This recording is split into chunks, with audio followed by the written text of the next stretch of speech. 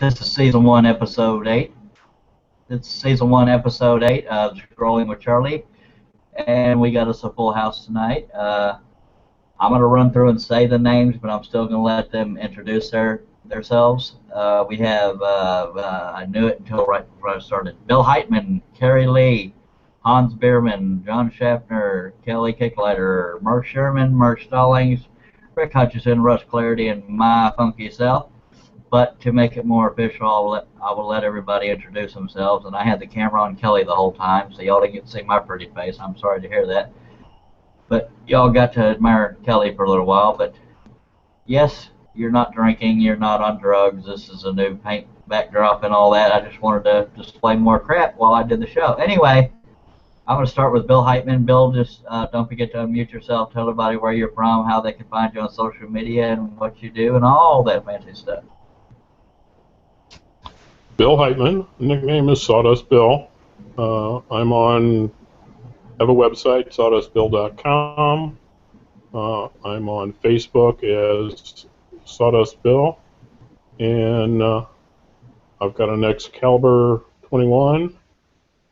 This is the second one. I've got the black model with the back on the table. Works pretty good, and been scrolling for about 17 years. Member of Scroll Saw Association of the World for quite a while, and like I said last week, learned a bunch from Rick doing shows with him, and really enjoyed it. Have a great day. All right, thank you, Bill. And if you don't mind, lower your camera slightly because of all the thumbnails of the participants. It sort of covers from like here down. There you go. Thank you very much. And we also have Carrie Lee in the house, first timer on the show. Very nice to have you. A very long time guy in the scroll sewing community. But tell everybody about you, where they can find you, and what you do, and all that stuff. Well, as he said, my name's Carrie Lee. I'm known as BoxNut53 on Facebook. I'm Carrie Lee also. I've been scrolling for, well, ever since I met Rick Hutchison, and that was one of my first scroll saw conventions. Basically do it for myself, don't go to shows other than to see other people's work, and I generally give most of my stuff away. To me, that's admirable when people give stuff away. I need the money too much, but I give it away to family a lot. But that's two so far that have been inspired or started with Rick Hutchison. Next, we have Hans Bierman out of Mexico City. Tell us all about you, Hans, sir. Don't forget to unmute yourself. Okay, my name is Hans Bierman. I live in Merida, Mexico. That's in the Yucatan, way south of Mexico City. You can find me on Facebook. I basically been giving my stuff away, but finally managed to book a show at the end of this month. So I'm looking forward to that. Thank you. All righty, thank you very much, sir. And I will go back and spell everybody's last names once the roll call has been done, for anybody that doesn't want to specifically look everybody up. And if you see me dip down like this, I'm trying to prevent a burp. I drink a lot of soda. Okay, John Schaffner out of New York. I done gave away part of your secret, but tell us about you, Santa Claus. Yes, I am John Schaffner from Central New York, Canastota to be specific. Been scrolling since the mid-'80s. Got my DeWalt. For those DeWalt bashers, Charlie. I do sell some things, but mostly it's just for family and friends and whatnot. All right, it's a good thing we don't have Frank Tart, the Anchor Harbor Freight user. He gets to live another day with happiness. We have Kelly Kicklighter. I don't remember what state he's from, but I bet he'll tell us. Don't forget to unmute yourself, sir, and great to have you back on. Hi, I'm from just outside Tampa, Florida. I've been around woodworking ever since I got out of high school. I used to work for Porter Cable at their service center. Got a little bit into it, then got away. And I'm trying to get back into it. I do have a laser engraver that does something similar to scroll sawing, so I'm going to see about using that for making my templates and stuff. Just trying to get back into my woodworking. All right. That's great to hear. I appreciate it. Like I said, good to have you back on. I got to remember you're out of Florida. Mark Sherman, I don't remember where he's from because I slept since then. But Mark, tell everybody about you, not about us. They know enough about me. Yeah, go ahead. Mark Sherman, retired Air Force about 6 years ago. I live in Bellevue, Nebraska. I've been scrolling since the 90s and off and on, and mostly off depending on what kind of base housing I have, if they have a garage or not. But now that I'm back into it, I'm going full force now. You can find me on Facebook at Mark Sherman, or my Sherman Scrollworks is where I advertise a lot of my projects that I'm doing. So that's about it. All right, thank you very much, sir. And next in line, the sweetest member of the panel, Mark Stallings. I don't even remember where he's from because the trauma he gives me makes me forget a lot of things about him. Mark Stallings, tell everybody about you, where they can find you.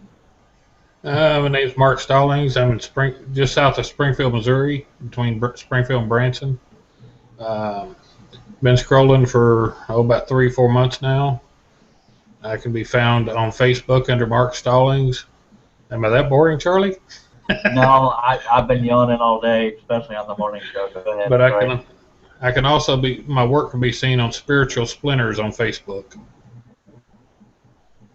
It was just Spiritual Splinters. I thought it had a third name added on there. Well, Spiritual Splinters Woodshop. Okay, I think the only reason I brought that up is I think Facebook is picky about that kind of thing. Yeah, it's Spiritual Splinters Woodshop. All righty, thank you very much. And we're going to move on over to a guy who hasn't been scrolling very long at all. I'm kidding. It's Rick Hutchison, the pioneer of the scrolling community. Don't forget to unmute yourself, and I believe he's out of Iowa, if I got that correct. And just tell everybody all about yourself and your address if they want to stalk you. You're right. I'm out of Iowa. Facebook is under Rick Hutchison. Got a website, scrollsaws.com. And I've been scrolling since about 89, I guess. So, open to questions. All righty. Thank you very much, sir. And our esteemed co-host, Russ Clarity. I think he's there, but I don't see a picture. He just unmuted him. Okay, apparently his makeup doesn't look right, so he's just on audio. There he is, his makeup. The blush is perfect, man. I gotta say, the eyeliner could use a little help, but Russ Clarity, tell everybody where they can find you and all that. Yeah, I'm Russ Clarity. I'm here in Central Florida. I've been scrolling for approximately 30 years. I'm a third-generation woodworker, carpenter. You can reach me on Facebook on just Simply Wooden Creations or on www.simplywoodencreations.com. All right, thank you very much. For those that don't know me or don't want to, I'm still going to tell you about me. I'm Charles Deering. I run this Who's or What's It, Scrolling with Charlie Hangout. On Facebook, I'm as the Charles Deering because Charles Deering was taken. On YouTube, I am Charles Deering Scroll. And all the other social media, I don't keep up with enough to remember all the names. I'm in Gatesville, Texas, and I've been scrolling since 1997, which would be about 14 years. No, it headed closer to 15 years. Anyway, we are going to actually get the show started just by what the topics will be. At some point during the show, Rush Clarity will continue his Inkscape tutorials because we got a lot of good feedback on that. But in the interest of starting out with questions for all our panel members, what are you currently working on? That sounds kind of like a generic question, but we all have different tastes, so I'm going to go down the line like I did before. Bill Heitman, are you currently working on anything? Yeah, I'm doing test cuts for Sumai, and my wife and I do 14 days of Valentine's, so Valentine's projects are in the shop working. All right, good deal. Sounds like you got a full plate going on. Mr. Kerry Lee, what do you have going on, or have you just been sitting back and relaxing? Well, right now I'm working on a saw blade that has 4 wolves in it. I got the scroller, but basically I like cutting crosses in particular. I've cut just about all of Rick's crosses. He's got a ton of them.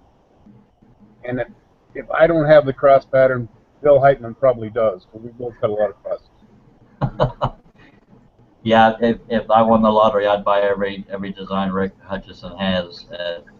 We went into that in the last show. I'm just so bloody jealous or envious. Hans Bierman, I know you just got done with a very detailed piece. What are you working on currently? Just finished this one, Terry. Okay. I haven't started anything new yet because I'm trying to get ready for the show, so probably be a couple of weeks before I'll start a new project. All right, that's very nice. If you don't mind, mute yourself. That was a very nice guitar. That's my only version of a guitar, is right there. That's 3 feet tall, if anybody wants to know. Mr. John Schaffner in New York, the home of the boxing capital of the world, or something like that. What are you working on currently? Well, it's the International Boxing Hall of Fame. I was close. Close, yeah. I've been working on some Sheila Landry designs recently. He has a series with these plaques that have wording through them. One of them is large letters that says America, and within the letters it says Land of the Free, or In God We Trust, stuff like that. I've been working on quite a few of those lately. All kinds of different woods, cherry and oak, and I just found some absolutely stunning walnut that I was working with today, and I'm going to try to get those up and get them done. Alrighty, thank you for that. Technically, for the sake of credit, it's through Sheila Landry Designs, but I believe Keith Fenton is the actual designer of those. And in fairness to Canadians, he has also come out with 2 or 3 Canadian sayings, with Canada as the big word behind everything. Kelly Kicklighter, what are you working on right now, sir? Well, unfortunately, it wasn't a scroll sewing project, but it's a block to hold some chisels. Like I said, I'm just getting back into it. I needed something to keep them protected. Basically, it's like a big knife block with some nice engraving on it. So tomorrow I should have it done. So all I got to do is put my finish on it, and it'll be ready. Did you ever say whether or not you had a YouTube channel? Because that's something I'd like to see. As simple as the knife block may be, I'd like to see the inner workings of how it's done. No, I don't have a YouTube, just because there's so many other laser videos out there. But I just have it sitting right here next to me. It's just a nice little block. Just routed some holes in it before I glued it up. And like I said, all I got to do is put my finish on it. I'm just going to put some boiled linseed oil. That shouldn't damage my brand new chisels too much. But I didn't want them rattling around in a toolbox, getting all dinged up. So I decided to make a case for it. I hear you, and that was part of what I meant by the inner workings, and you kind of answered that, mentioning that you router them out. I was always wondering how they shaped it for the knives in there, but thank you for that, sir. Quick question: do you have any idea what the Asian symbols mean on that? Yes, I do. The top part is right up here. It just has my name. I found a kind of Oriental-looking font. Yep. So I put my name in it. This one kind of means serenity, peace of mind. This if one. You don't mind holding it up a little higher due to the thumbnails. There you go. Yeah, Thank you. This one here is like I said, kind of serenity, peace of mind. This is skill, and then this one just says chisel. Chisel. Okay. Just kind of label what it says, what it does. Goes my chisels. Okay. I appreciate it. Okay, next in line we have Mr. Mark Sherman. And what are you currently working on, Mr. Mark? Currently I'm working on a pattern that I got from Steve Good's website. This has been a pretty big hit for me this year at the craft shows. It's a little manger nativity scene. Oh, Has about, I don't know, if I fold it up, I'll probably put a whole bunch of figures out. So they're about an inch and a quarter tall figures. So they're pretty small. So, you know, you get an order for one from one lady, and I deliver. Next thing you know, I got 4 more coming on down the road from the same person. So they've been a pretty big hit lately. Also working on Victorian picture frames. And as I mentioned earlier, while we were off the air, I just got done insulating my garage. So now I got heat out there. So I'm pretty happy. oh. Now, is that manger scene that you got from Steve Good, is that meant to be like a little puzzle box, or are they just not glued down yet, or what? No, they're meant to be loose pieces. So you just set it off on a table and you put the pieces all on, you know, just next to it, and then the lid, you know, it's just designed to keep inside, and then has a lid for storage. So Good deal. yeah, Very nice, sir. yeah, it's made out of cedar. I have so.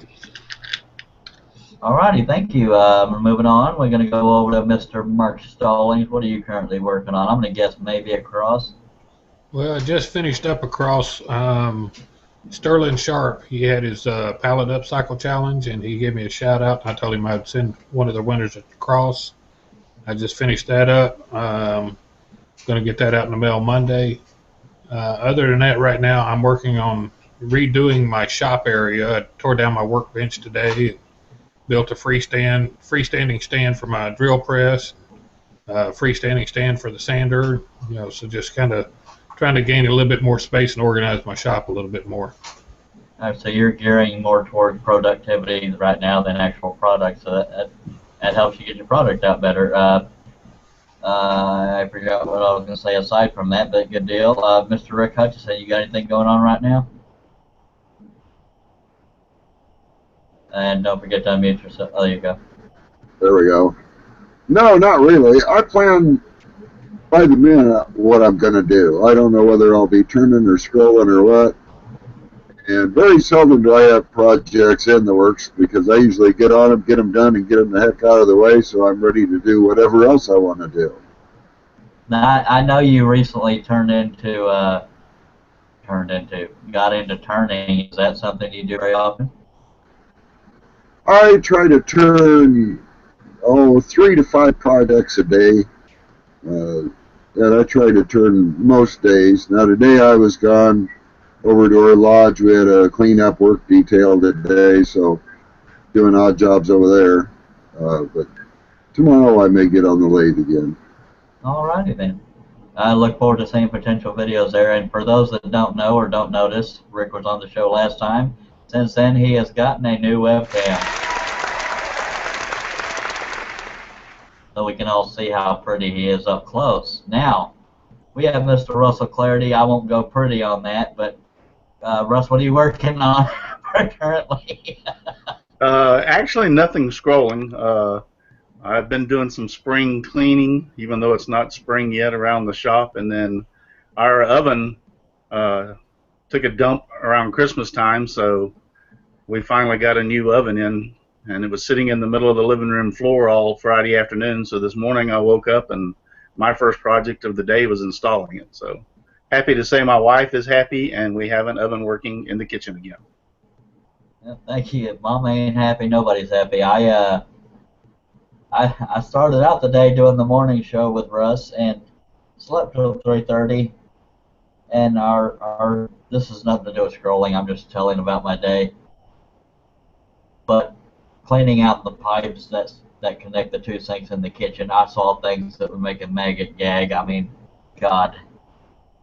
Anyway, aside from that, here lately, for those that don't know, I did a lot of asking for feedback on whether or not I should make keeping the detailed patterns I do, but offering a simpler version for people that are intimidated by detail or don't want to spend as much time. Got a lot of feedback on that, so I got hundreds of patterns to go back through and do a simpler version. There again, I am keeping the detailed versions as well.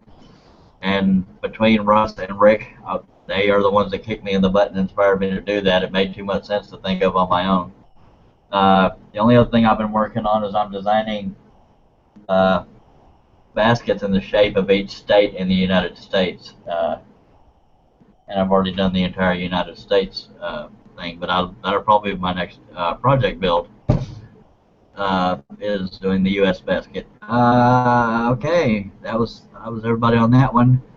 Next question down the line is what out of all the projects you've done, what was your favorite? We'll start again with Mr. Bill Heitman. And I guess why was it your favorite? Because sometimes the sentimental value of doing it can make it your favorite. And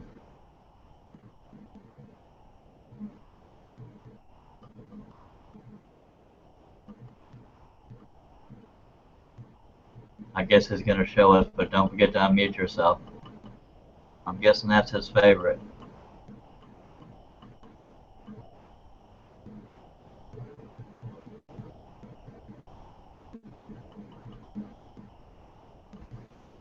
There you go. Oh, You're unmuted. okay. That's There's gorgeous. the cuckoo clock from Suma, and that's probably one of my favorites I did for her. I also did a grandfather clock. Turned out pretty neat. Wow. Both very nice. I appreciate you showing it to us, sir. I'm going to move on over to Carrie Lee. Carrie, what is your favorite project thus far in all the years of your scrolling? Well, to be honest with you, I'm not a particularly religious person. For some reason, I really enjoy cutting crosses.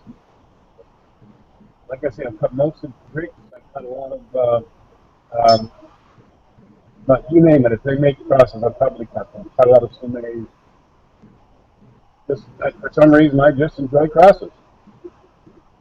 Yeah, there's a lot of potential for crosses out there, and they're definitely a popular seller among most crowds. Thank you very much, Mr. Carey Lee. And Hans Bierman, what has been your favorite project so far? I'll mute first. I'll show it to you. You can see it. I don't know if you can see it or not. I've seen it posted on Facebook. That's the one. It's got a little over 5,000 holes, and I just simply enjoy doing it for the sake of doing it.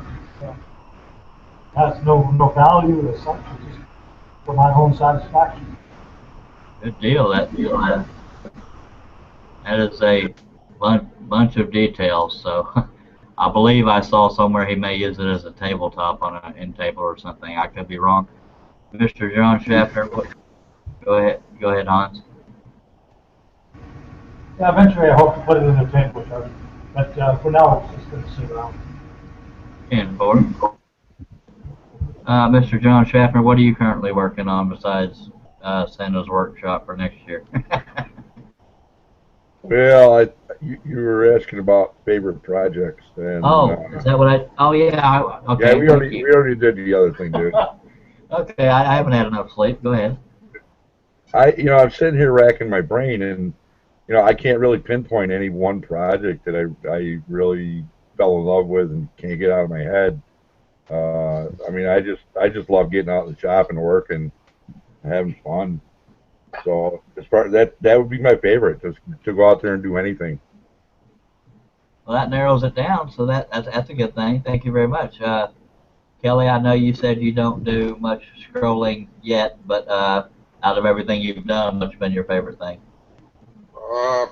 Actually, probably one of my favorite ones was years ago.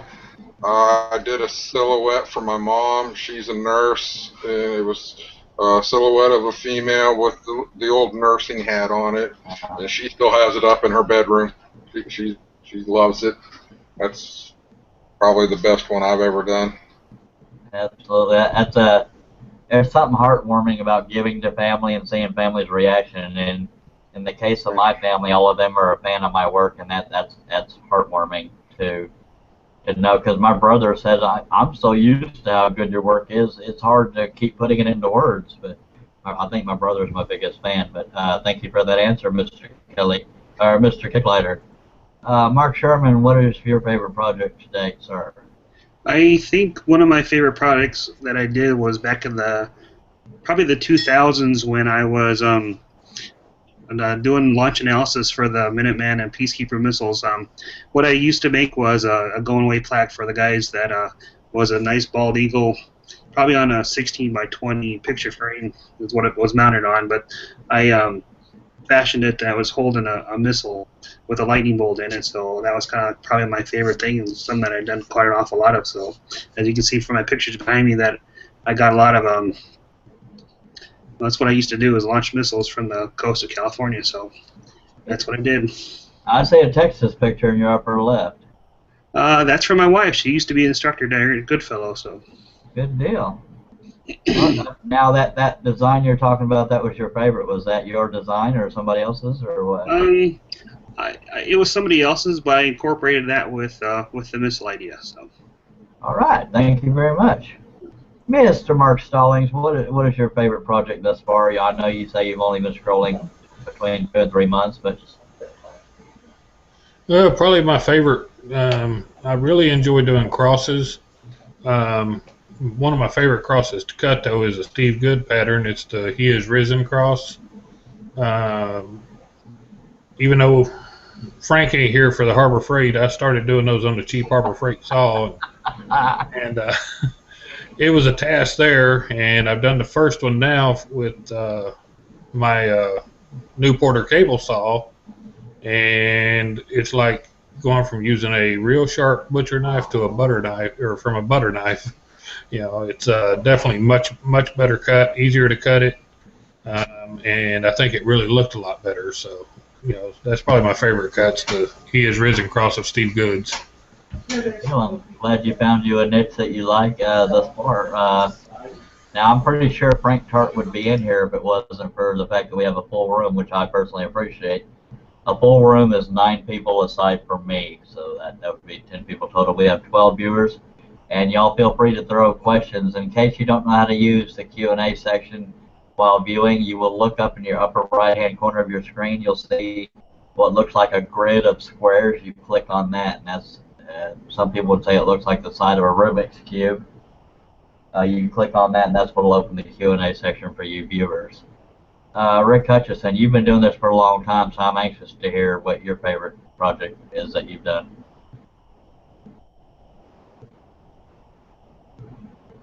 I'm also anxious for you to unmute yourself so I can hear what you're saying. I remember that. Probably the most beautiful project would be the chandelier. I made that quite a few years ago. I just went out and grabbed one. Probably one of the worst ones I remember was this little locket from Joanne Lockwood, and it was featured in Decorative Woodcrafts or something magazine, and I cut those. There's 9 animals in there, and as you can see, it was worn as a necklace locket, and then they painted it up to the women. And I cut over 3,000 of these dang things. Is that all? No, yeah. Are those glued into place or just laying in there as kind of like a puzzle? No, they're just laying in there like a puzzle. Wow. Here where you can see it. So you cut all the individual animals and then just the screw in the top so that the lid would swivel down. And I've still got the pattern on the front, but this was featured in one of the magazines, and I did mail order for the magazine, and I cut over 3,000 of them stupid things. Good lordy. I wish I could sell 3,000 of anything. I'll do a dang. I'll sell 3,000 wooden circles. Anybody wants any, y'all let me know. But Mr. Russ Clarity, what's been your favorite project today? A clock that I made about 30 years ago. I still have it. It's in my living room. It's a miniature house. It probably stands about 10 inches high, probably about 8 inches wide, and all the it has like shake shingles on a regular older house, so all those little shingles on top I cut individually with my by hand and glued each and every one of them on there. I haven't counted them. There's got to be 200 or 300 of them at least on the roof, and then the sides are made. I have to get it and show everybody sometime, but the sides actually are made. I made wooden siding to put on the sides, and has a little plexiglass in the for the windows, and nice little. It's a nice little clock. Put a regular clock mechanism inside of it with the dials on the front of it in the pitch of the roof. So that's probably been my favorite. Good deal. That sounds pretty involved. Luckily, my favorite is right here to show. If I could figure out my directions, that's probably my favorite. That's a tie between that and a very detailed scene of a gun laying next to a holster with bullets. But that's definitely very close to the top on my favorite project. For anybody that for some reason may have bad resolution, it's a picture of a lion roaring. And this elderly John Wayne is probably another one of my favorites, because you don't see a lot of pictures of elderly John Wayne. And I will brag, as far as plugging myself, I think as a designer I had the most John Waynes and the most, who else? Dagnabbit. I know I have the most John Wayne designs, so I'm just going to say that. If you're looking for John Wayne's designs, I got them, and I also have the most country singer designs. I don't know if all that's 100% legal. We've gone over that before, but I live dangerously. So, the last question I will ask before we get into Russell's tutorial. As a scroller, starting with Bill Heitman, what type or, wait, can't read my own writing, what type or theme of designs would you like to see out there, coming out that you haven't seen yet from designers? I don't know. Like Kerry said, I do a lot of crosses. I've been extremely lucky with Sumai. Have most of her patterns now, and I just like different stuff. So anything different that comes up, I like cutting 3D. I like cutting scenes. I like cutting crosses. I just enjoy getting in the shop. All right, so there's nothing out there that you wish that you wanted to scroll, but you haven't been able to find the design of, so you're pretty content with what you've seen and found? Yeah, so far, that piece that with the 5,000 holes in it. Yeah. I saw that. What is the overall size of that? That's for you, Mr. Hans Behrman. Okay, it's 16 by 22.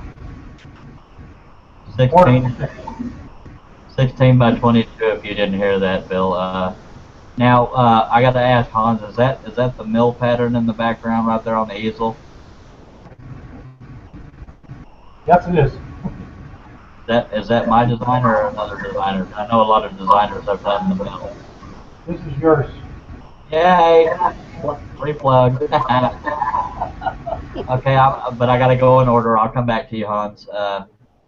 Mr. Kerry Lee, whatever my question was, is there any type or theme of designs that you haven't seen yet that you would like to see out? Not really, because I never really know what I'm going to want to cut at the time. I'm a kind of an impulse cutter. Something catches my eye, I cut it. Yeah, I think I'm kind of the same way. As when you see it, you know it. It kind of jumps out at you. Exactly. I apologize if I interrupted it just as I started to talk. I noticed you starting to talk. No, I was done. All right, thank you, sir. Hans Behrman, you have quite a collection of patterns. I'm guessing you have whatever you may want to cut, but do you have anything out there that you haven't seen? 16 by 22. My turn? Mm. Yes, I live in the middle of Mayan country, and I would really like to see more Mayan art, like faces and even ruins, that kind of stuff. That would be more interesting. Okay, now would that include, this is ignorance on my part, but would that include Aztec designs, or is that a whole separate entity? Two different tribes, but Aztec is more square than Mayan. Okay. Yeah, just warrior pictures, those kind of pictures would be nice. Facial shots. They have different facial features than what we're accustomed to now. All right. The big noses and the flat foreheads. So, All right, well, thank you very much. Mr. John Schaffner, is there anything you would like to see designed that hadn't been designed yet, or theme or style or whatever the case may be? For me, it's kind of difficult to figure that out because of the fact that I do so much other kind of woodworking. I've been scrolling for like 30 years, but I really feel like I have yet to tip the iceberg. I've scrolled a lot. I've probably scrolled 1,000 different patterns, but because of the fact that I do so much other kind of woodworking, it's difficult. I mean, I haven't come across anything yet that I see lacking in. I mean, there's so many different patterns out there and designers that, I mean, it's huge, for lack of any other word. It's just a huge amount of patterns to choose from. So I haven't found anything I haven't come across yet. So. Alrighty. Thank you very much, sir. Kelly, I'll let you decide whether or not you've been in the field long enough to determine that. But as far as patterns, if I don't find anything I like, I just make my own. Just because of my engraving, I've learned how to do it. Just make my own patterns. I go out and get some good ideas, which see which way I want to go with any design. But I just tend to make my own. I think just because that's what I do. Yeah, I think that's a good. I appreciate your answer. I think that's a good thing to fall back on if you're able to design your own. If you don't like what you see or you want to see something different, Mr. Mark Sherman, do you have design or theme you'd like to see out there that you haven't seen yet? I don't know. I have really no idea what I'd like to see in the future. What I do remember seeing back in the 90s, which I haven't been able to find when I've been looking since I got back into scrolling again, were these patterns. Looked like they were pretty much done off 1/8" wood, like Baltic birch, but they were like layered, one on top of the other. So they were scenes. They're kind of cartoonish or so, a lot of veining and stuff. So I'm not really, I don't know if anybody can recall these things back from probably the scroll magazines from, back in the 90s, but if anybody knows what I'm talking about, I'd like to see more of those things. That's a good point. That's something I may play around with, and luckily, being a designer, I'm taking feedback from everybody, so hopefully there's not too many other designers watching that'll jump on that before I do, but it's a free market out there. But I like the idea of layered stuff too. And I've seen a lot of landscapes with a barn in the background or wildlife. That's a very good answer, Mr. Mark Stallings. There again, I know you haven't been doing it very long, but is there anything? Somebody calling me? Yeah, Rick. On his patterns, I think those were the old scroller patterns he's talking about, and they sold those to Winfield. Okay. And so the Winfield collection has those layered plywood of the scenes and stuff. Now, is it Scroller Ltd. and Winfield Collection of the same entity now? The same company? Yes. Okay. Right, So well, they sent out one catalog that I think is strictly called Scroller. yeah. So thank you, Rick. Mark Sherman, you're going to want to go to scrolleronline.com to see what those two companies merged into. That's where they have all their designs. There's also Wooden Teddy Bear online or just woodenteddybear.com. Those are both the scrolling catalogs out there. What was the type of pattern that was called, Rick? I believe it would be called layered, but I'll let Rick answer that. I think he's flipping I don't through. know. I've got the scroller catalog out here, and I'm looking for them to see what the heck they do call them. But it's kind of crazy. They bought Scott and Roy out. They originally started it, and they had close to 2,000 patterns. And I'll bet there hasn't been over 100 or 200 of them show up in the scroller catalog. And people have asked about some of the others and where they are. And Scroller has been telling them, we don't know. We don't know what happened to them. But they bought the copyrights and everything to all of them. But I can't find the pictures of them in here right away. That's unfortunate because I won't go into too much detail out of respect for the company, but they may be trying to revamp some of them before they publish them. I'm totally guessing there. I don't know, but Rick, if you don't mind, I'm going to move on over to. Okay. I don't think I ever finished with Mark Stallings. Mark, do you have something you want to see out there that you haven't seen yet? Well, nothing I can think of right off. Pretty much anything that I've wanted to see, I can either see, that you've got some of the patterns that I eventually do want to get and do, and the simplified ones that you've done do not look as intimidating to even, to those that are still fairly new to the scrolling. Yeah. I kind of like the simplistic look, to where you get the pattern or you see the picture, the image, but you don't distract from the image. And I mean, nothing against some of your more detailed. Yeah. But I just think it distracts from the overall image because people say, "Oh, look at all the detail you put in there," instead of saying, "Oh, that's a pretty picture of a lion."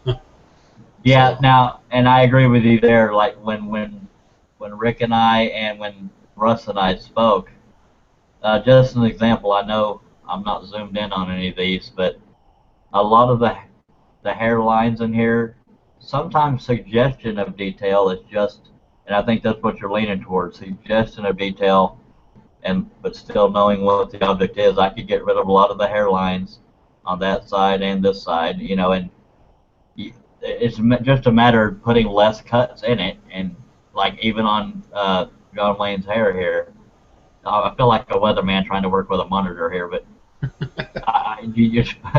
that's just a matter of less cuts and maybe less thin areas like this, just thickening lines in some areas.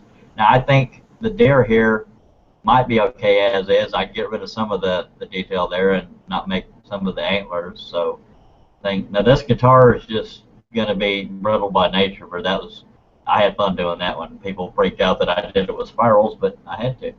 And this one here I could thicken or put a wooden background on, just things like that. But I'm so glad that Rick and Russ kicked me in the butt on that, because as a designer and one that's always whining about being broke, that doubles my inventory and possibility of sales. So I'm tickled to death about the potential there. But I got a lot of work ahead of me. Now, Rick, I know you commented on Mark Sherman's question, but do you have anything? I don't know, you've been around for so long, you've probably seen everything, but is there anything out there that you would like to see that isn't out there?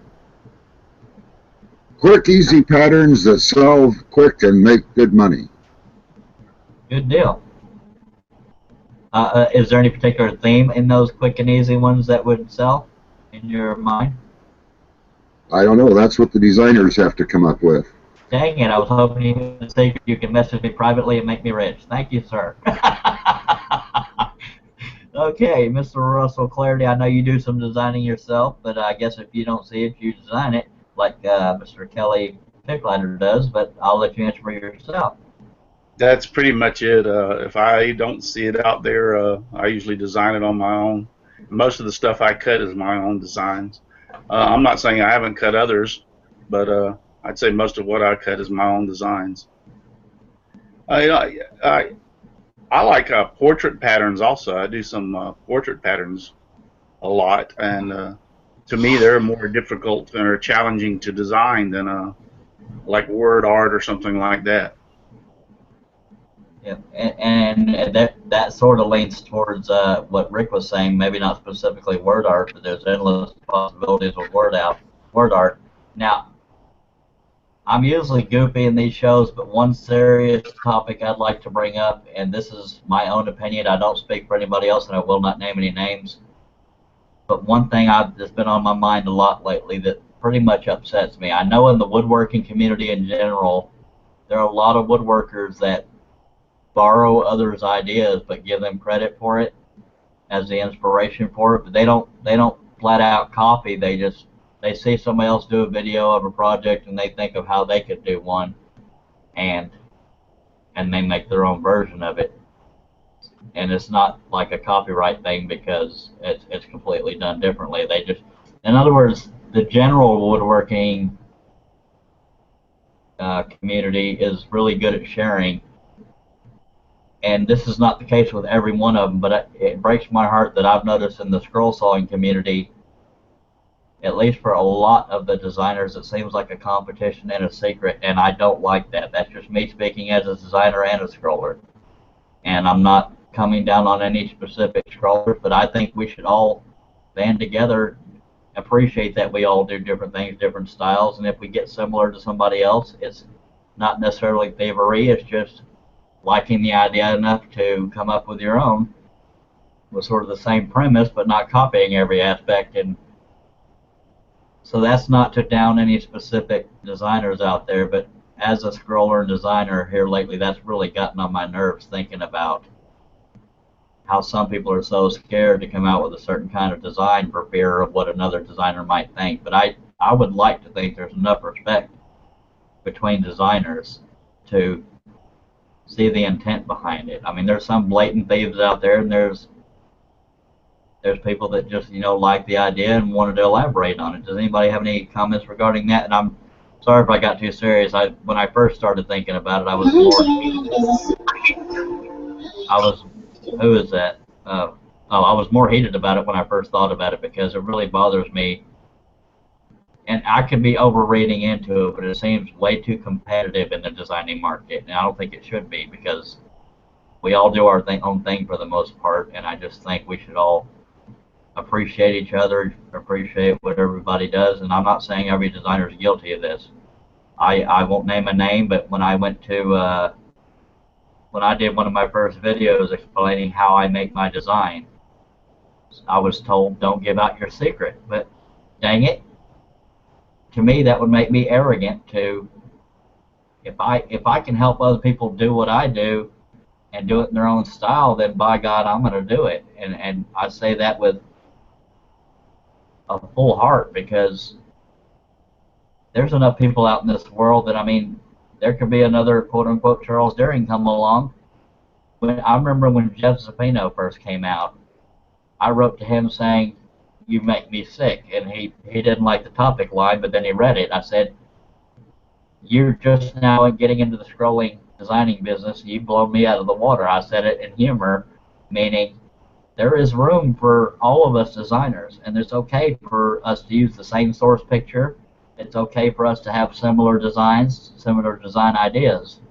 And it just really, really bothers me that it seems that the scrolling community is the only part of the woodworking community that is that hush-hush and not working together as far as designing. That's just my opinion. Does anybody have an opinion on that? And if you do, as you start to talk, tell me your name so I know who to pick on. Hey, this is Mark.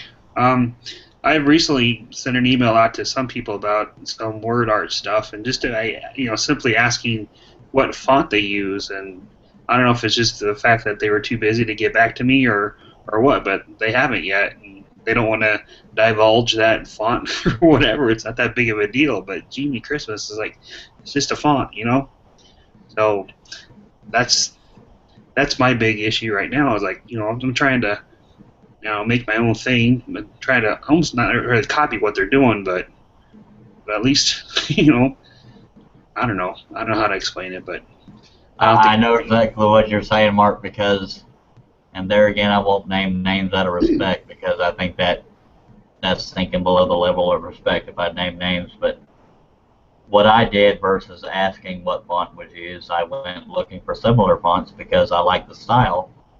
Uh, but I can see exactly what you're saying. There doesn't need to be a secret about it. Now, Yeah. there are people out there, and I'm not going to say what anybody's intentions are, but people want to corner the market on something. I can sort of see that. I mean, I'll give credit where credit is due, but I don't know. I just think there's too much competitiveness. I keep going back to it. But I appreciate you saying that, Mark. Did you want to add anything? It just it goes back to the pattern that I sent you on Facebook the other day. The one I made for the wedding gift, or at least the design for the wedding gift. So it was so yeah, what from I'm talking about. Yeah, from the tutorial, and I appreciated that, and it turned out very, very good. And I'm not just saying that because you're on the air. Russ, as a designer, did you want to comment on that, or did anybody on the panel want to say anything regarding everything I just went over without naming names? No, not off. I think you pretty well covered my feelings also, in all sincerity. Um, Steve Good, it comes to mind also about, he's one of the few people out there that he asks no money whatsoever, but yet on a continuous basis turns out patterns. So I don't know why people are so secretive about certain things. And in all sincerity, a lot of things that are produced and put out there are very easy to copy. It's not like they're holding any trade secrets. Matter of fact, I'll bring up this one thing for all of y'all. I remember we talked about the difference between Inkscape and CorelDRAW. CorelDRAW has one of these things that if you download a bitmap into CorelDRAW, you can take your pointer and highlight an area with fonts in it, and there's a button up there you can click and say, it's called What the Font. You click on that, and it actually goes to CorelDRAW's site, and it gives you some choices to make, and it'll actually tell you, not always is accurate, but it'll actually help guide you to what font that actually is. Yeah, and there again, I mentioned in the past show that there are a lot of free font sites out there, but there are a lot of times they are categorized into style of font. So if you want scripty, then you can look into that. And I think the closest thing, I'm trying not to get too specific with the designs I'm talking about. I will make it clear that I have not been contacted by a designer angry at me. I'm just saying I could have ruffled some feathers with that last tutorial I did, but when I determined how I wanted to do it, I wanted to share that, and that's just my nature. I want to share what I do and hopefully inspire and help others to do it, but I'm definitely don't have a mission with anybody to take business away from anybody. Rick, did you want to say something at some point? It looked like you unmuted yourself. Yeah, I guess I've been free with all the information that I know about scroll saws and patterns and everything else. If people want to know, just ask. I don't really keep anything secret. Yeah, and I've never known you to, and I appreciate that. But I guess the angle I was coming at was from the designing standpoint. And it sounds like I'm lumping them all together. Every designer I know is a good designer, but only a select few are secretive about it, and that's not an attack. It's just a character trait I wish some designers would change. Before I go on to the next topic, is there anybody else on the panel that wanted to comment on the matter? That looks like a no. So I guess our next thing we're going to go to, and again, I mean no disrespect to any designers out there. It's just my opinion, and I had to voice it because Russ and I have been talking about it, and it's just really been eating at me. But again, I was not contacted after doing any tutorials or designs with any kind of attack, so nobody got on to me. But I guess what we're going to do now is go on to Russell Clarity, and he'll continue his Inkscape tutorial. Do you think we have enough time? I just want to make sure everybody is. We got like 9:26 at the time, so everybody gonna hang in there for a little while with me? I personally don't mind going over an hour, but we got a whole bunch of thumbs up going on, so I say go for it. Because you got a lot of good feedback from that last tutorial, so that's why. And I want to apologize to all the viewers. The last show we did, as I was doing my tutorial, I rushed through it, and I think I downplayed the value of tutorials, saying, I hope this isn't boring, y'all, and I apologize for that. In the future, I will not do that because he got a lot of good feedback on his tutorial. and I was glad for that. So I'll let you continue, Russ. I just wanted to let everybody know I appreciate the feedback on that. Sure, no problem. If you can, as much as you, can. I know you like to take a break while I'm talking, but keep your mic kind of open, because that I can actually hear and know that I'm actually still online. When you mute yourself, I'm out here in the void. I have no reality of if I'm online Yeah. with you or not. The only time I'm muting is if I'm making a noise. Wait, that sounded bad.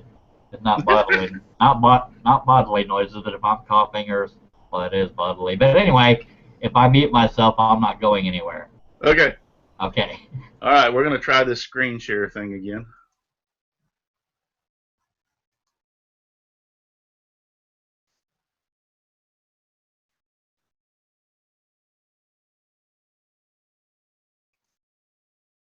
All right, can you see my screen, Charles? Yes, sir, I can.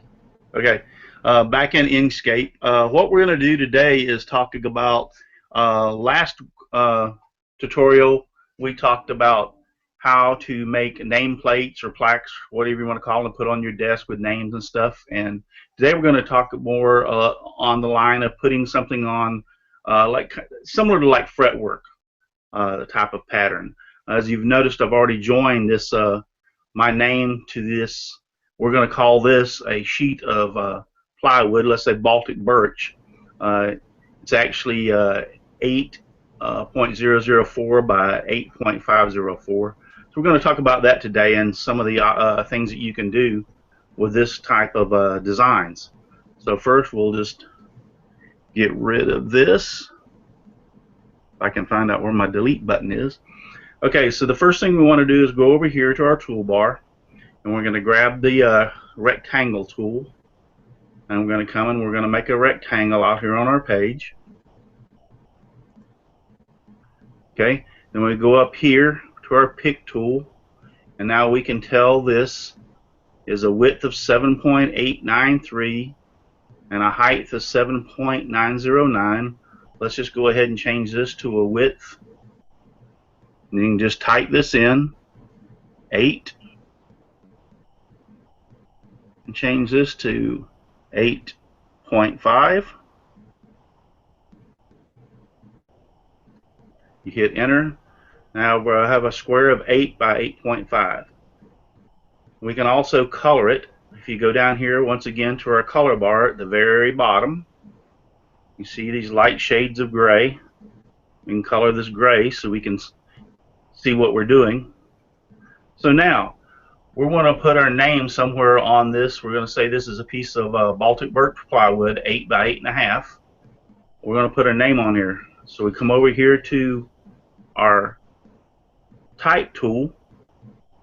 Now, we talked last week about using Cooper Black. I like that font a lot. But today, since we're going to be typing into a solid piece of, or putting the name into a solid piece of wood, we're going to need to use what is called a stencil font.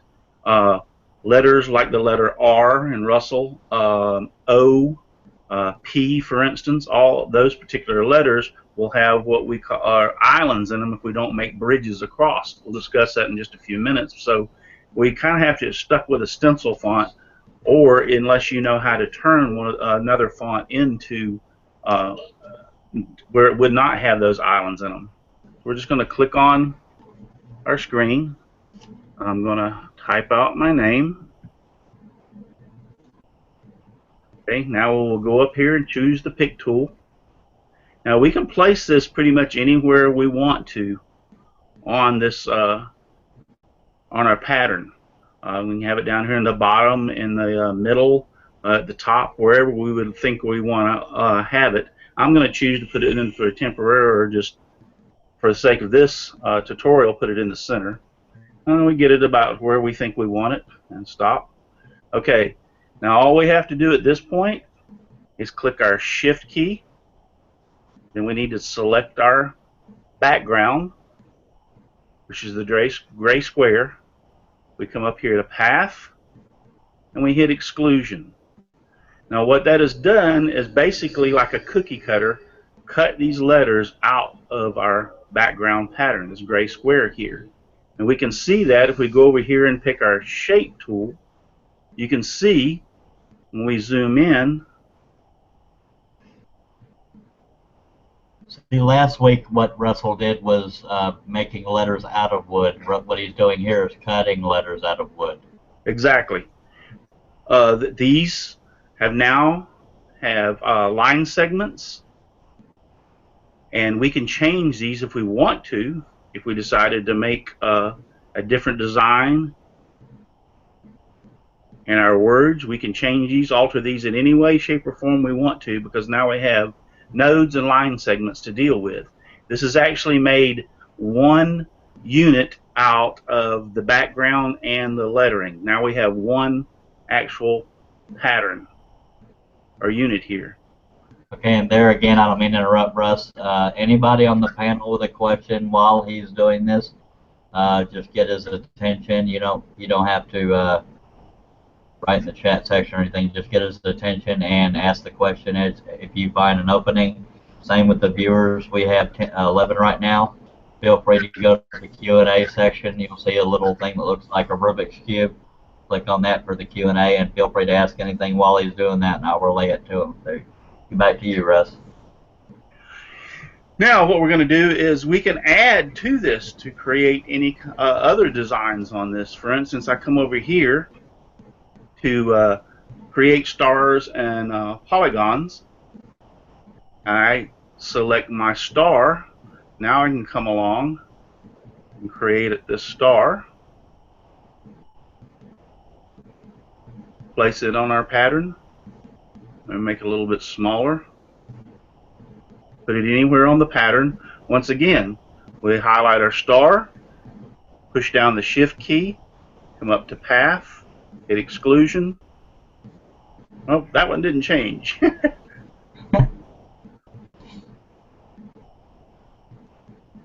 I want to thank you very much for doing these for us, because I don't do much in the way of tutorials as far as doing things in programs, so I really appreciate, and I think I speak for everybody on behalf of you doing this. Well, it's not working for me today, and it's worked before. Well, the idea behind it and what you have succeeded at, I appreciate it. I'm not quite sure why why it's doing this. Does your background need to be selected? Yeah, I had it selected. You need to select your background again. There you go, maybe. That's what I did, but it didn't. I tried that, and it didn't do it. It's supposed to. Yeah, see, it's not doing it. It would work if we weren't recording. You know that, right? Exactly. We've tried exclusion.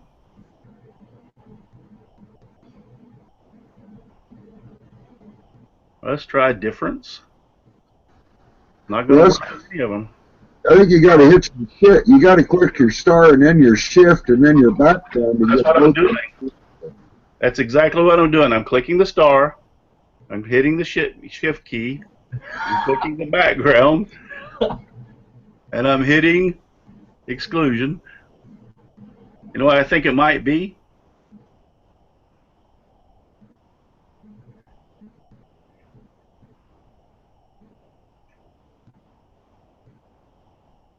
Yeah, this is, for some reason, this is not, and I don't even know how I got two of these. In Corel, Russ, do you have to convert that star to curves? No, you shouldn't have to in this. That's why I'm kind of flabbergasted as to why it's not working. There we go. How'd you do that, or do you remember? Well, I don't really. There was another background underneath this first background, and I'm not really sure how it got there. So that's the only thing I can think of, is somehow I duplicated the gray background, and it was grabbing onto that one rather than the first one up, or the one I was trying to get a hold of. So somehow I duplicated the background. Sorry about that. So we had a happy accident. We got through it. So, but that's the way it's supposed to work. Once again, we go over to star. Now let's see if this works, because this is the way it's supposed to work. We create a star, use our pick tool to move it wherever we want. Now we hit our shift key, select our background, come up to path, hit exclusion, voila. Well, so that time it worked. Yeah, I don't know if y'all noticed when I moved this gray square off, there was another gray square back there. Yeah. So somehow that got, that's the way that's supposed to work. Now, we've got that out of the way, and I feel like a blooming idiot. Welcome to the club. Yeah. We can come over here to File and Open, and I have created on my desktop, we'll get into this in later tutorials, another file that I traced some bitmaps, and this is the hammer and pliers. So what we can do with this is we can grab our hammer. I believe you can go up here to Edit and Copy, or if I'm not mistaken, you can right click and copy. Now the problem I see here is this Google Hangout screen is in my way. I got a quick question for you, but from a viewer, Russell. Okay. Just in case wants to know. Thank you for watching, Justin. And he wants to know: are there any shortcut keys to this process? Any shortcut keys? I'm not sure what he means by that. Well, like edit, cut, edit, paste would be Control C, Control V. Yes. Oh, okay. Yes. Control C, Control V will work for this. Yes, also. Well, I mean, that was an example of shortcut keys. Are there any other ones? Yes, and because I don't use Inkscape all the time, I would have to look up what all that can be found online, and I think some of them can be looked up in the help up here. But I do not know all of them in Inkscape like I do as good as with CorelDRAW. But Control C and Control V, Control C is copy, Control V is paste in Inkscape, just like it is in CorelDRAW. By the way, Russ, I'll let the other panel members sound off on this as well as viewers. I would like to see some CorelDRAW tutorials from you because I recently acquired it and have no clue how to use it. So even if you did it on this show, I would like to see CorelDRAW tutorials. Very much so. Does anybody else on the panel feel that way? All right, now that we have our over here and we have our, like I said, I have pre-traced these, and these are now vector graphics. They are not bitmaps, a hammer and a pliers. I simply downloaded some bitmaps of a hammer and a plier, brought it in, and we'll do that on a later tutorial on how to trace some of these things that you want. And so now I come back over here to my word plaque that I'm making. I can hit Control V, or I can right click and hit paste, or I can come up here and hit edit and paste. Either one of those will get rid of this extra hammer over here. But now I have a vector that I've traced, and we can make this any size. We can bring it over here. If you notice, when I click on, we have straight arrows on the sides at the top, and if I double click,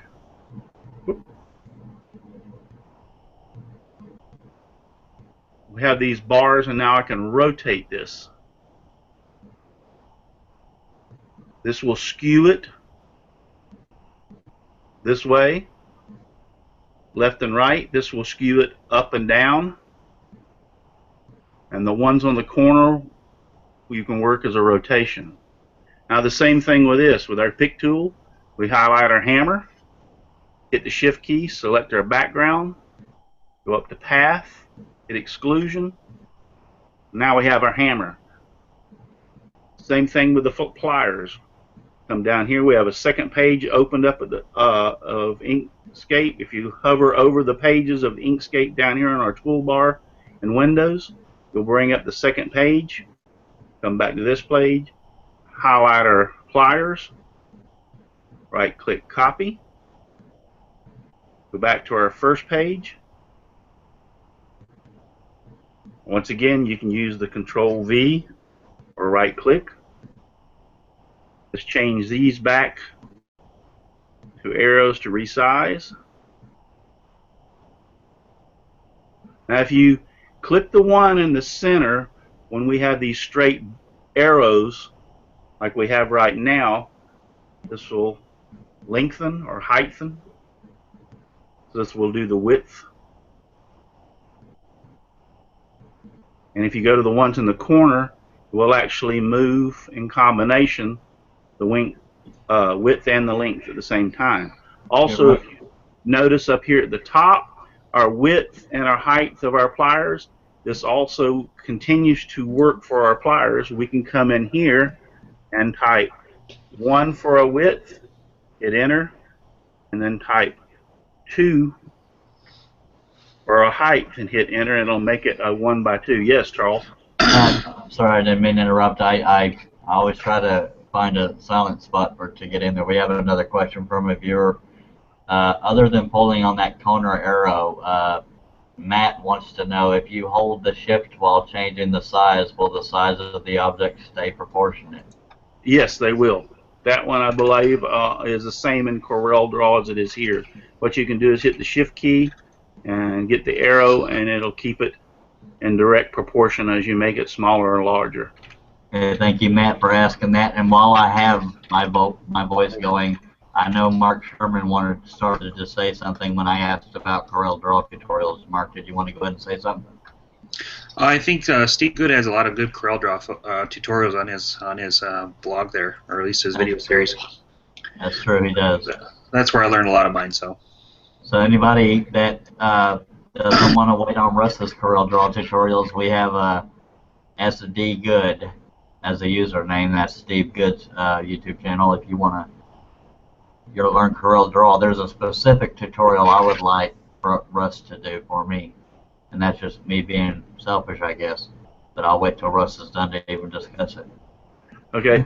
Now, once again, everything that I've placed on our gray background has been converted to nodes and line segments. So if I come over here to my shape tool and we click on our background, you'll notice that everything has been converted, and we can alter anything that we want in any way, shape, or form we want.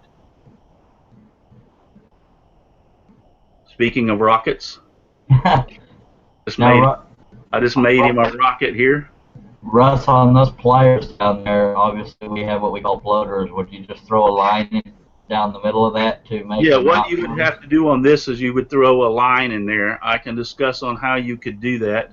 Actually, it's not too hard to do.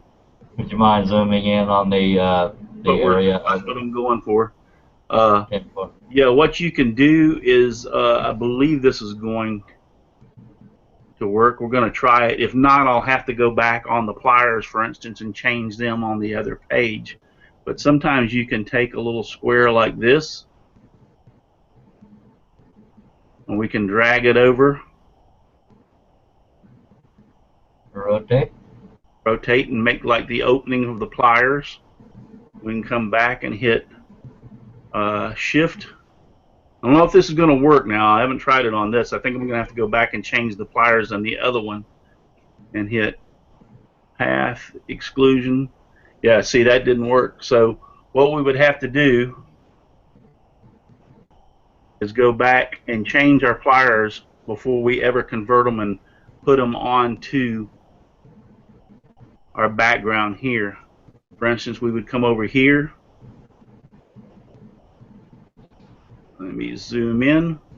For anybody watching that does not know what a floater is an area that is meant to be kept, that is made out of wood, but it's not attached to another piece of wood. So ordinarily, if you wanted to keep that floater, you would glue it to the backing piece. Otherwise, you want it connected to something else. Okay. Hopefully that makes sense. Yeah, so we'll hit shift, select our pliers, path, exclusion. Oh, I think it's union. Yeah. Well, this in path, you do not have this in CorelDRAW, so this is totally different. Well, it's definitely not union. If anybody's watching and wondering why Russ would bother to do tutorials when he is making the occasional mistake, it is because his main forte is Corel, but Inkscape is very similar to it, and that's why he's trying to help everybody with it, because it's a free program. Inkscape.org. Okay, I found out what the difference is, what we need to do. Create your little square, We're getting into your pliers. Hit shift, select your pliers. Come up here and do path. I believe I did difference. So now when we take our pliers over, we'll do one for the little hole down here. You're still going to lose the bolt. No, I'm not going to lose it. I'm fixing to make. It may not look as much like a bolt, but unfortunately, if you don't want floaters, that's about the only way to do it. Yeah. Now, go ahead. Now when we take it over,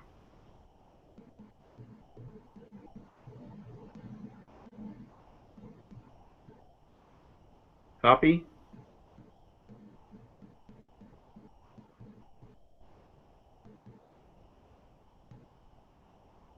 Paste.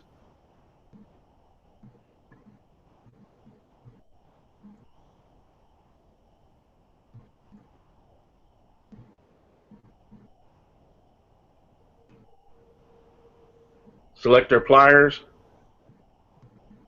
Select our background. Go up to path and exclusion. And now we don't have floaters. As Charles pointed out on this first one over here, if we cut this out, both our bolt and our interior portion of our mouth of our pliers are going to fall out unless you have a background behind this and you glue them back into the background. Doing it this way over here, the way I just did it, now when we cut this out, they're all joined together with the background so they won't fall out. Actually, we could go back to the pliers over here. If we wanted to, we could come in here with our Bezier tool, do a little. Some people would call that a bezier. A Bezier, whatever. Now, I'm putting a tease on how you're talking, just in case anybody was confused by the word you used. Yeah. I've heard it both ways, Bezier and Bezier. One sounds fancier. Bezier. We can get a little creative here. Maybe make this look a little.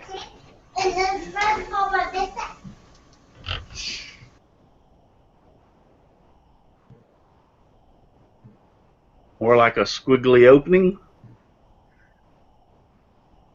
Highlight our little drawing, the background, path, difference. Now we have a little bit different of an opening there going to our bolt. You could leave the bolt out. You don't have to have it in there. I just happened to copy it at that time and just use the mouth of the pliers either way. But that's a quick way to make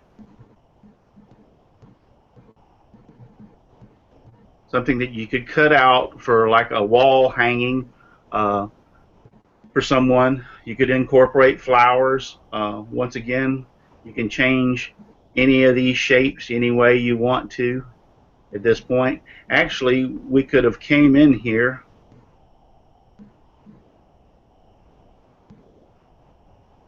and I could have dragged these up. True. And made our bridges this way. Better by God, just trace a pair of pliers if you're that picky. Yeah. So that would have worked also. On Corel Draw, it's a little bit easier than this, but on your hammer and on things that you bring it in, you actually have to change them before you actually incorporate them into this so that you're bringing over like a finished product. But that's just a quick way of making like a wall hanging or something that with someone's name in it. You put more words in it, like baby's first birthday, and put some baby things around their name or something like that. So that's what I have for today to show you. We did two things: the desk plaques, and then how to do this today. Just remember on your fonts, the same way that we had problems when I brought the pliers over. If we didn't use the stencil font in your regular R, matter of fact, I'll back out real quick and show you what I'm talking about.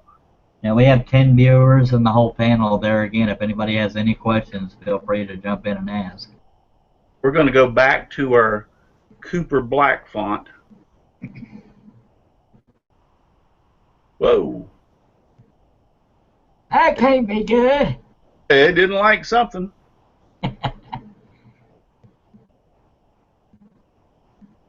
Let's real quick. I know I'm doing this fast and it's kind of hard for y'all to keep up, but what I want to show you is about the floaters and using the stencil font compared to a regular font. Now we have the Cooper Black back. I'm going to type my name in. Just real quick so people can understand what I'm talking about. Now if we do the same thing, hit the Shift key, select the background, come up here to Path, Exclusion. Now when we come in, we will see on the R, which would be the same way if we created a P. Floater.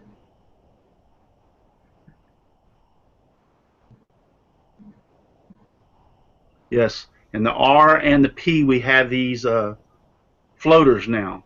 Now there is a way, and since we're doing this, if everybody wants to hang on for a few seconds, I will show you what you can do to stop that and still be able to use a different font, and it is the same way that we just did with the pliers. We want to type our name outside of the background.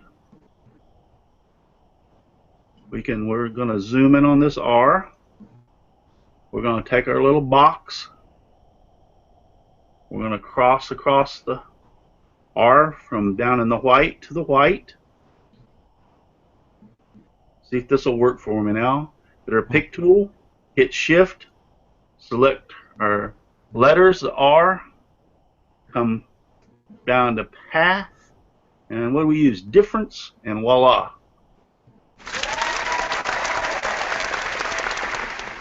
Now you can use this font, Cooper Black, in our pattern, the Path, Exclusion, and you will not have a floater in that R.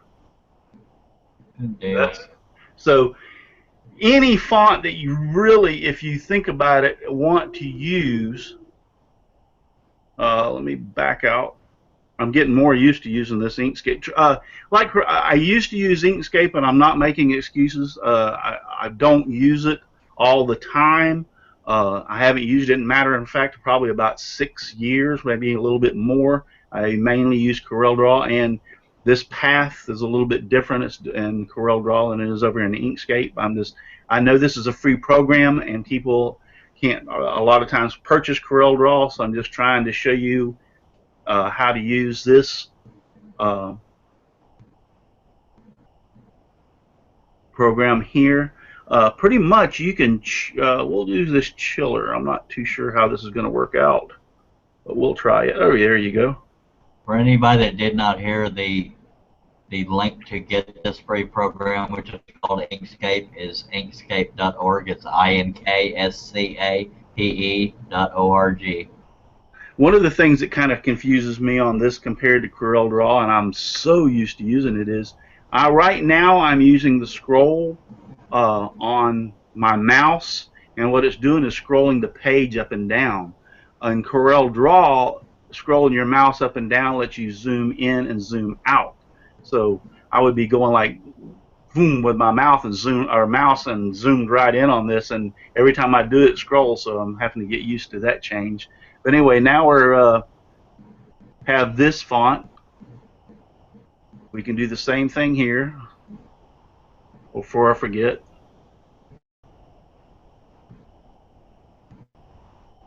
we're going to take it off the page.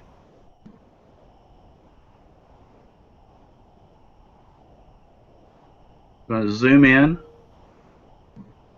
make our little box. I guess you can get fancy. You can use your Bezier, however you want to say it, tool, and come in here and make a squiggly line. I mean, you do whatever you want to do at this point. We can change the size of our box. We can rotate our box so it is a little bit better. I like the look of that one better personally. Yeah, and you have it up against the edge there. Yeah, so then we hit Shift, select our text, come up to Path, Difference, and voila. We've just changed that one to a non-floater. To a non-floater, and now we can use that also in our path. Wally still has it open. One last call for panel and or viewers to throw in any questions. That way he doesn't have to reopen the program. And if your question has nothing to do with what he just showed us, I assume, as nice as he is, he will answer even if it has nothing to do with the tutorial he just did. Welcome aboard, Lead Knight of Ohio. Hey guys, how are you? Pretty good. Sterling Davis wants to know, can you put that link in the shop notes or description? And yes, I will. If you're referring to the Inkscape link, I will put that in the description, Sterling.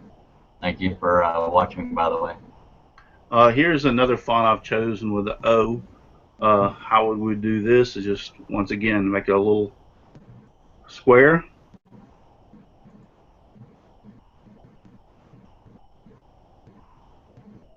Path difference, and now we have an O of a different font that we can do there also. So you can play around with this. Like I said, you can incorporate squares. Corel is limited to, Inkscape is limited to how many things they have in their library, like we have the polygon and the star. But you can also, like I showed you before, trace different things, trace a flower, trace different things to incorporate into your wall hanging. So that's about all I have for now. Well, thank you very much for your time, Russ. And there again, anybody on the panel. Now I know Steve Good has some Corel tutorials. But if there's something you would like to see done in Corel that Steve Good hasn't put out yet, feel free. The tutorial I personally would like to see from Russ, whether it be on a show or recorded and maybe play it on the show, is if you have a design you want to make bigger than the size of a sheet of paper, how would you decide how it overlaps onto another page versus just hanging off the page? And any viewers, we got 12 viewers, anybody on the panel, if there's any kind of Corel Draw tutorial you would like him to do, speak now or forever, say it later. I don't know how I duplicated that square in the background that caused me so much heartburn there. I'm like, I've done this. I know it works. And Rick Hutchison has tutorials on his website, scrollsaws.com, as well. Is Rick's tutorials on Corel Draw? Yeah. Okay. Yeah, I've got tutorials on Corel. Okay. Somebody was asking me a question. It was me, Kelly. Yeah. Is there a way of bringing in different fonts in Inkscape like Corel, or are you limited to the amount? No, Inkscape will use any font that Windows has. So if you download a font and it's directly put into Windows, the Windows path, like most of your fonts are, it will be accessible in Inkscape, just like it would be in Corel, and just like it would be in a lot of your word processors. Yeah, any wood processor, it'll be in there also. So yes, Inkscape can do that. Thank you for that question. And Russ, Matt wants to know in the Q&A section, you said that tracing tutorial would be in a future streaming? Yes, I can do a tracing, how to trace out the hammer, the pliers, and different little things like that. That won't be a problem. That's fairly easy. I can either do it in Inkscape or Corel. Just y'all have to bear with me, like tonight. If fudge up a little bit on Inkscape. I'm not quite as proficient with it as I am Corel. So. And the interest of mentioning everything that comes in, Sterling Davis said thank you about putting the thing in the link, or the link in the description. So you're welcome, Sterling. And I'm very happy that we had a full house tonight. I guess since we've already gone an hour and a half, hour and 32 minutes, I guess we could probably close the show. But Brett, there again, anybody that wants to hang out and talk to all of us goofy folks, once we stop recording, the room stays open. So if there are any openings, just keep trying, because some people are old fogies and want to get out of here the second we're done recording. Myself being included sometimes, but not this time. Anyway, once the recording stops, you're welcome to come in the room. It's just not near as censored, but it's not smut either. It's just, it's not being recorded is the bottom line. But I appreciate everybody watching, and I appreciate a full house. We had Bill Heitman, Carrie Lee, John Schaffner, Kelly Kicklighter, Lee Nyden at the last minute, but thank you for coming in. Mark Sherman, Mark Stallings, Rick Hutchison, Russ Clarity, and me, Charles Deering. And I know you know what I'm going to say. By God, scroll on.